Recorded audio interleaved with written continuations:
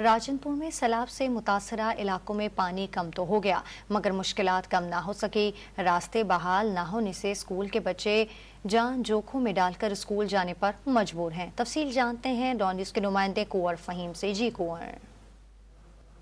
جی بالکل، جان جوخم میں ڈال کر یہ ننھے منھے بچے اسکول جانے والے جو کہ روز سیلابی پانی کو عبور کر کے جاتے ہیں اور واپس گھر کو آتے ہیں، یہ صرف حصول تعلیم کے لیے جا رہے ہیں۔ یہ صورتحال ہے راجن پور کے جو دیہی علاقے ہیں جہاں پر ہل ٹورنٹ کے پانی نے نقصان پہنچایا تھا علاقوں کو، اور ابھی بھی تاحال جو پانی ہے سیلابی پانی ہے، ساتھ ہی جو بارشوں کا پانی تھا وہ اس وقت تک علاقوں میں موجود ہے۔ یہ صرف فاضل پور کے مناظر نہیں، فاضل پور کے ساتھ چکپتیات، حاجی پور کے گرد و نواح کی جو بستیاں ہیں اور اس کے ساتھ رجحان کے جو بیشتر بستیاں ہیں وہاں پر یہ صورتحال دیکھنے کو تاحال مل رہی ہے۔ تاحال کسی بھی قسم کی جو ہے اس حوالے سے پانی کو نکالنے کے لیے، نکاسی آب کے لیے کوئی انتظامات نہیں کیے گئے۔ اس حوالے سے ان بچوں نے بھی اپیل کی ہے کہ ان کو اسکول جانے میں مشکلات کا سامنا ہے، جس کے لیے وزیر اعلیٰ پنجاب محترمہ مریم نواز صاحبہ جو ہے فی الفور نوٹس لیتے ہوئے ان علاقوں سے پانی کا جو انخلاء ہے، جو اس پانی کو جو ہے نکاسی کو جو ہے وہ فی الفور